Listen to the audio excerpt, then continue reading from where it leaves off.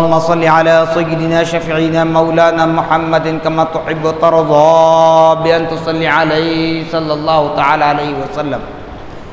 نبی اور آل نبی پر پھر ایک مرتبہ آواز بلند درود پاک پڑھیں. اللهم صل على سيدنا شفيعنا مولانا محمد معد الجود والکرم منبع العلم والعلم والحکم وآلہ وأصحابہ وبارک وسلم. صلاۃ و سلاما علیک یا رسول اللہ صلی اللہ تعالی علیہ وعلی آلک واصحابک وازواجک وذریاتک واہل بیتک اجمعین. سبحان ربک رب العزة عما یصفون وسلام علی المرسلین والحمد للہ رب العالمین. الحمدللہ تمام تعریفیں اس ذات اقدس کے لیے ہیں جو سارے عالموں کا پروردگار ہے، جس نے ساری کائنات کو پیدا فرمایا، ساری کائنات کو روزی دے رہا ہے، میدان محشر کا مالک و مختار ہے. یقیناً اس خدا رب ذوالجلال نے ہم اور آپ پر بڑا ہی شکر احسان عظیم فرمایا کہ اس نے ہمیں اپنے نبی مکرم رسول محتشم صاحب لولاک باعث تخلیق کائنات فقر موجودات تاجدار مدینہ حضرت محمد مصطفیٰ احمد مجتبیٰ صلی اللہ تعالی علیہ وسلم کی امت بابرکت میں پیدا ہونے کا اعزاز بخشا. الحمدللہ ثم الحمدللہ آج تک اور اب تک بھی ہمیں باقاعد حیات رکھا. معزز سامعین محترم، اللہ رب العزت کا جو نظام ہے بنایا ہوا، یقیناً وہ اللہ رب العزت کی قدرت کاملہ سے بنایا گیا ہے، اس میں کوئی مداخلت نہیں کر سکتا.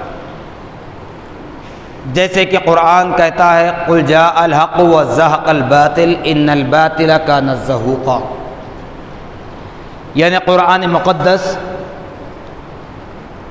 اللہ رب العالمین نے اپنے کلام میں نبی محمد الرسول اللہ صلی اللہ تعالی علیہ وسلم سے مخاطب ہو کر ارشاد فرماتا ہے، فرما دیجیے اے میرے محبوب، حق آیا اور باطل چھپ گیا، کیونکہ باطل کو چھپنا ہی ہے، حق کو اپنا سر بلند کرنا ہی ہے. چاہے حق اپنے سر کو بلند کرنے کے لیے اپنی جان کی قربانی دے، اپنے خون کا نذرانہ پیش کرے، اپنے گھر والوں کو قربان کر دے، مگر حق حق ہی رہے گا. اور باطل چاہے وہ اپنے کتنے ہی پاور کے ساتھ کیوں نہ آئے، وہ اپنی کتنی ہی طاقت کے ساتھ کیوں نہ آئے، اپنے کتنی ہی فوج لے کر کیوں نہ آئے، باطل کو چھپنا ہی ہے، باطل کو دفن ہونا ہی ہے، باطل کو نیست و نابود ہونا ہی ہے، باطل کو ہمیشہ ہمیشہ کے لیے غم زدہ ہونا ہی ہے. یہ قرآن کا اٹل فیصلہ. جیسے گزشتہ جمعہ آپ کے سامنے جو گفتگو ہوئی، طویل بھی ہوئی، مقصد یہ نہیں تھا کہ ہم کسی کی واہ واہ کریں یا نعرے بازی کریں، مقصد یہ تھا کہ چھٹی کا دن ہے، ہم بیٹھے سکون سے اور اللہ کے انعام یافتہ گان بندوں کا ذکر خیر سن. تو اسی اعتبار سے جو ہم نے سماعت کیا، جو اس گناہ گار نے آپ کے سامنے کہا تھا، آہ کرنے والے مت بنو، واہ کرنے والے بنو. واہ سے مراد یہ دنیا کی واہ واہ نہیں، واہ سے مراد حضرت امام حسین رضی اللہ تعالی عنہ کی شہادت، حضرت امام حسین رضی اللہ تعالی عنہ کی امامت، آپ کی قیادت، آپ کی سیادت.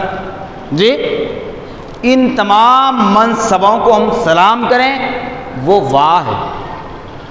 آہ کہہ کر غم منانا یہ غم نہیں ہے. امام حسین رضی اللہ عنہ کی شہادت کا معاملہ غم نہیں ہے.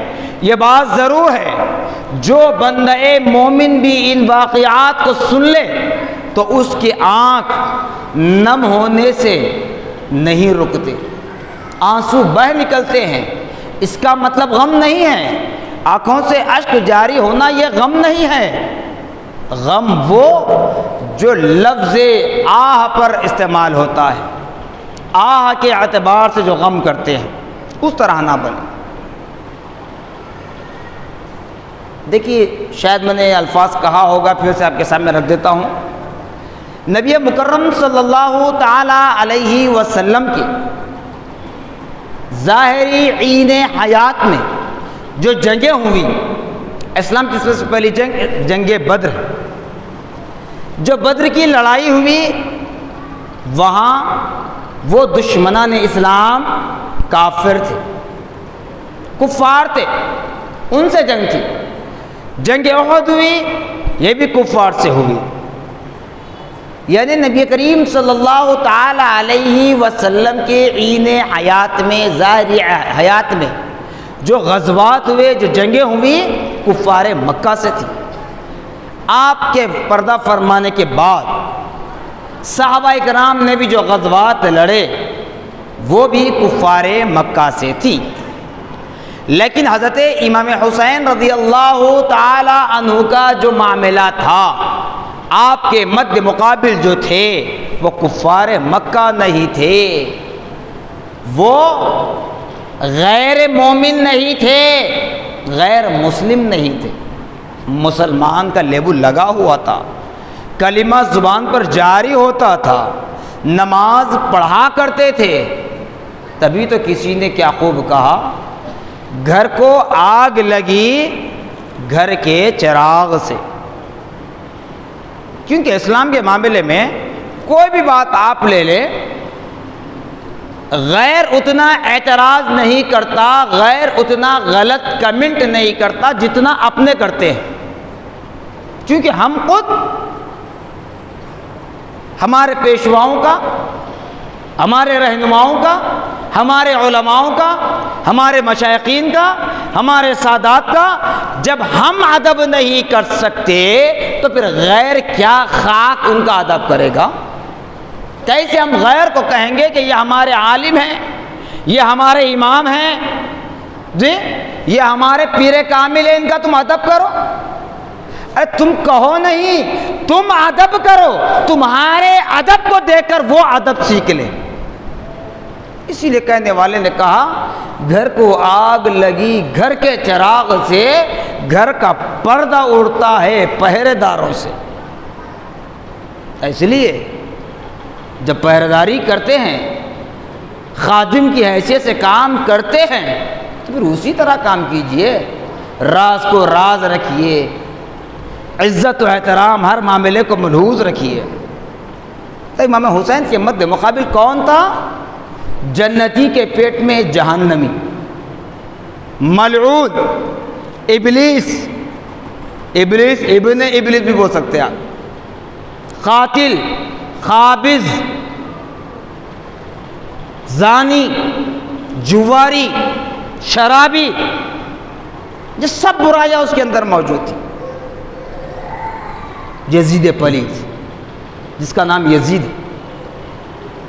اب دیکھیے صاحب کہنے والے کہتے ہیں کہ یزید نے یا ابن زیاد نے، یزید اور ابن زیاد دو بڑے سردار تھے نا میدان کربلا میں، نہ یزید نے امام حسین اور آپ کے گھر والوں کو شہید کیا، نہ ابن زیاد نے شہید کیا۔ ٹھیک ہے، میں بھی مانتا ہوں کہ یزید تلوار لے کر میدان کربلا میں نہیں آیا، ابن زیاد بھی تلوار لے کر میدان کربلا میں نہیں آیا۔ کیوں؟ کہ ان کے اندر وہ طاقت تھی ہی نہیں،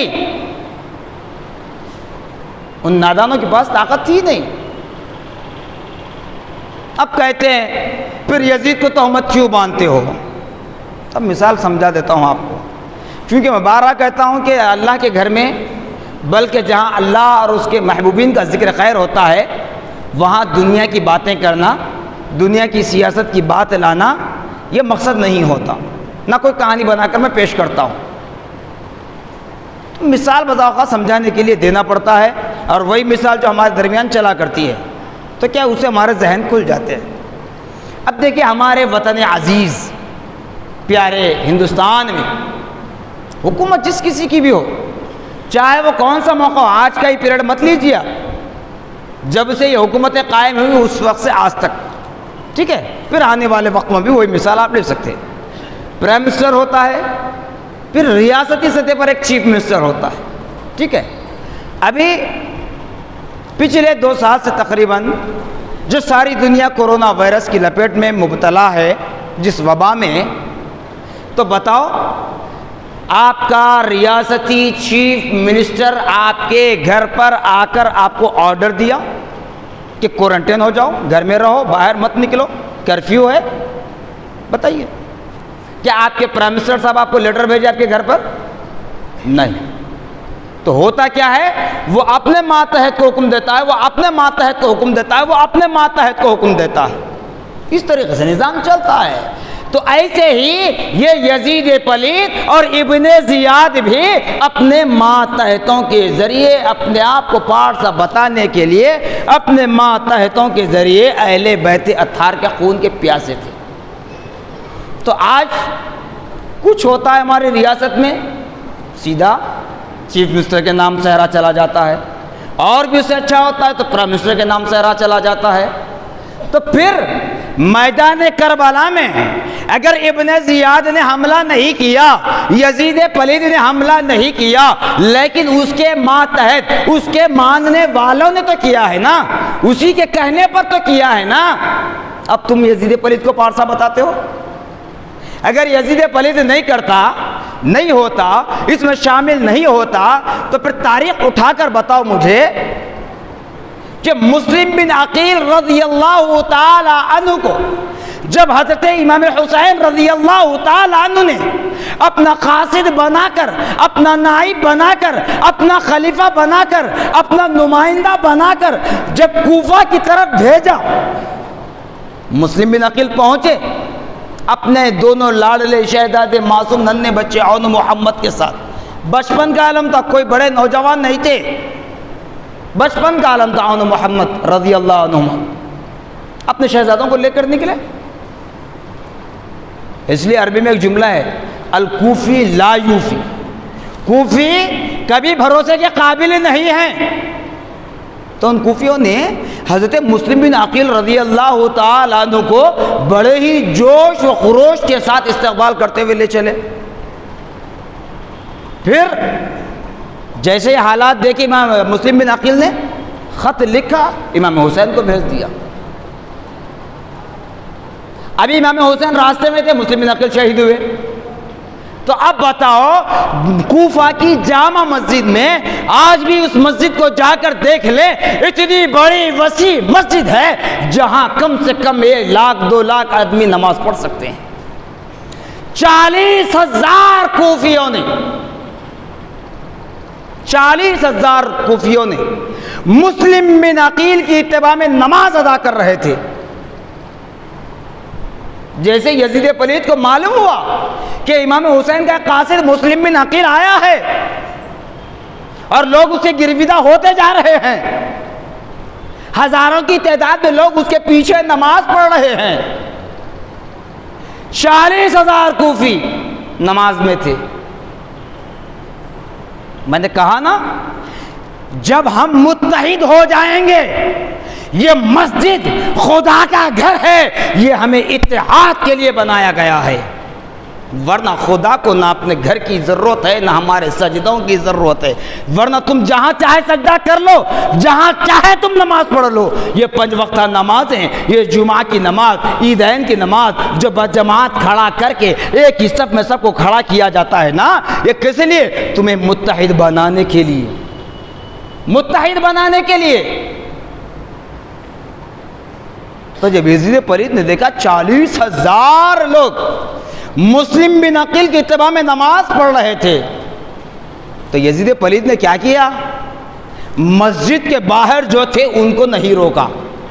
شیطان کا کام بھی یہی ہے نا، شیطان کیا کرتا ہے؟ جو باہر ہے اس کو چھوڑتا ہے، جو اندر ہے اس کو بہکاتا ہے، جو خدا کے گھر میں بیٹھا ہے اس کو بہکاتا ہے، باہر والے کو نہیں بہکاتا۔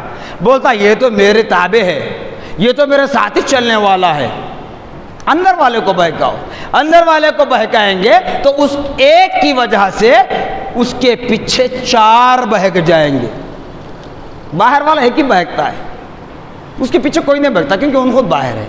اندر والے کو بہکائیں گے تو اس کے پیچھے 4, اور ایک کو بہکاؤ 4, اور ایک کو بہکاؤ 4, اور ایک کو بہکاؤ 4, ایسے 4 بہکتے جائیں گے. تو یزید پلید نے یہی کام کیا.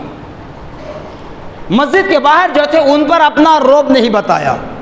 جو مسجد میں مسلم بن عقیل رضی اللہ تعالی عنہ کی اتباع میں نماز ادا کر رہے تھے, اب اس ملعون کو کیا کیا کہتے ہیں آگے بتاؤں گا انشاءاللہ.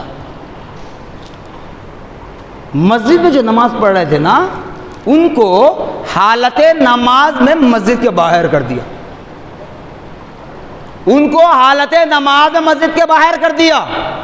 جب مسلم بن عقیل رضی اللہ تعالی عنہ نے نماز ادا کی, دیکھیے اللہ والوں کی نماز کیسے ہوتی ہے, اپنا رعب بتا کر 40,000 لوگوں کو صف بصف خارج کرتا جا رہا ہے, اور مسلم بن عقیل رضی اللہ تعالیٰ عنہ ہیں کہ اپنی نماز پوری ادا کرتے ہیں.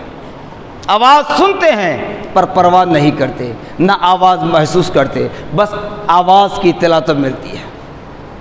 اس وقت تو لاؤڈ اسپیکر وغیرہ نہیں تھا نا, اتنی ایڈوانس ٹیکنالوجی تو نہیں تھی. تو یزید پلید نے جب سب کو خالی کر دیا, مسلم بن عقیل سلام پھیرے دونوں جانب, دیکھتے ہیں کہ پوری مسجد خالی ہے, اور مسلم بن عقیل کو وہاں سے اٹھایا گیا, اور محمد دونوں شہزادوں کے ساتھ سخت بے دردی, بے رحمی, بے دلی کے ساتھ ان پر قاتلانہ حملہ کیا. معلوم ہے جب مسلم بن عقیل اپنے دونوں شہزادے عون و محمد کے ساتھ شہید ہوئے, امام حسین راستے میں ہیں, امام حسین کو اطلاع ملتی ہے کہ مسلم بن عقیل اپنے دونوں شہزادے عون و محمد رضی اللہ عنہما کے ساتھ شہید ہو چکے ہیں, مگر میرے حسین نے میدان کربلا کے سفر کو نہیں روکا. میرے حسین نے میدان کربلا کے سفر کو نہیں روکا. تو یہ کیا تھا؟ حق تھا. اسی لیے آج میرے حسین کا سر بلند ہے, آج میرے حسین کا ذکر خیر کیا جاتا ہے. اس لیے ہم کہتے ہیں کہ لوگوں امام حسین کے شہادت کا غم مناؤ تو آہ کہہ کر غم نہ مناؤ, واہ کہتے ہوئے اپنے آنکھوں کو نم دیدہ کرو. کیوں کہ امام حسین کی شہادت خدا کی جانب سے اسلام کے لیے, اہل اسلام کے لیے ایک عظیم تحفہ ہے. کیوں؟ امام حسین میدان کربلا کا سفر نہ کرتے, میدان کربلا میں نہ جاتے تو یزید اپنے آپ کو نعوذ باللہ معاذ اللہ استغفر اللہ وہ لقب لے لیتا, وہ لقب کہلواتا جو ہم خلفائے راشدین کے لیے کہتے ہیں امیر المومنین. تو جب وہ یزید بن جاتا, وہ شرابی, وہ زانی, وہ کبابی, وہ جواری, وہ قاتل, وہ قابض, اگر مسلمانوں کا بڑا بن کر بیٹھ جائے تو مسلمانیت باقی رہے گی؟ بتائیے. جب اتنی قربانیاں پیش ہو کر اسلام آیا تو ہمارے اندر ابھی تک انسانیت نہیں آئی. تو وہ یزید پلید اگر تخت پر ہوتا تو مسلمان کہاں سے باقی رہتا؟ اسلام کا نام لینے والا کون رہتا؟ یہ مسجد, یہ محراب و ممبر کہاں سے رہتے؟ یہ مینار کہاں ہوتے؟ یہ اذان کی آواز کون دیتا؟ تو یہ امام حسین رضی اللہ تعالی عنہ کی شہادت ہمارے لیے عظیم تحفہ ہے. اس لعنتی پر لعنت بھیجتے رہو, صرف محرم کے آنے پر نہیں. جیسے آبدر خانوں پہ جملہ لکھا جاتا ہے, پانی پیو تو یاد کرو پیاس حسین کی, یہ الفاظ لکھتے ہیں نا جہاں ٹھنڈے پانی کے فریج کولر وغیرہ لگے ہوئے ہوتے ہیں. تو صرف محرم کے آنے پر اس میں لعنت نہیں کرنا ہے, بلکہ جب جب نماز پڑھنے کے لیے آؤ, جب جب خدا کے گھر کا رخ کرو, جب جب قرآن پڑھنے کے لیے ہاتھ میں لے لو, اس وقت اس یزید پلید پر لعنت بھیجتے رہو. تو یہی ہمارا بدلہ ہو سکتا ہے. صرف نادانوں سے اپنے مفاد کے خاطر ہاتھ ملانا یہ صحیح نہیں ہے. تو خدا را امام حسین رضی اللہ تعالیٰ کی شہادت ہمارے لیے عظیم تحفہ ہے. انشاءاللہ آئندہ جمعہ اللہ نے چاہا تو پھر اس یزید پلید کے اور بھی کارنامے آپ کے سامنے رکھوں گا, کیونکہ وقت ہو رہا ہے. ہر جمعہ عاشورہ نہیں ہوتا، ہر جمعہ عید نہیں ہوتا۔ اس لیے بات کو یہاں ختم کر رہا ہوں۔ انشاءاللہ اللہ زندگی باقی رکھا، آئندہ جمعہ آپ کے سامنے حاضر ہوا تو پھر اس یزید پلید کو بعض لوگ کیا کہتے ہیں وہ بھی بتاؤں گا، اس کے کارنامے اور کیا رہے میدان کربلا کے بعد وہ بھی بتاؤں گا، کیونکہ لعنت بھی نہیں بھیجی جاتی، اور لعنت ہم نہیں، زمین کے ذرات ایک ایک کنکر اس پر لعنت بھیجتا ہے، بھیج رہا ہے، درند پرند چرند جانور چونٹی تک اس پر لعنت بھیج رہی ہے، کیونکہ خدا کی مخلوق اللہ تعالیٰ عقل دیتا ہے۔ یہ بات اور ہے کہ ہم ان کی زبان کو سمجھ نہیں سکتے، ہم ان کی عقل کو سمجھ نہیں سکتے، تو خدا را اللہ اس کے رسول کا واسطہ حضرت امام حسین رضی اللہ تعالیٰ عنہ اور آپ کے گھر والوں سے سچی محبت کریں اور آپ کی تعلیمات پر عمل کرنے کی کوشش کریں کہ امام حسین رضی اللہ تعالیٰ عنہ نے میدان کربلا میں بھی نماز کو قضا ہونے نہیں دیا، نماز ادا کی تو ویسے ہی پکے حسنی حسینی بنتے ہوئے 5 وقتہ نماز کے پابند ہونے کی کوشش کریں۔ جزاکم اللہ خیرا جزا، وآخر دعوانا ان الحمد للہ رب العالمین۔ سنت ادا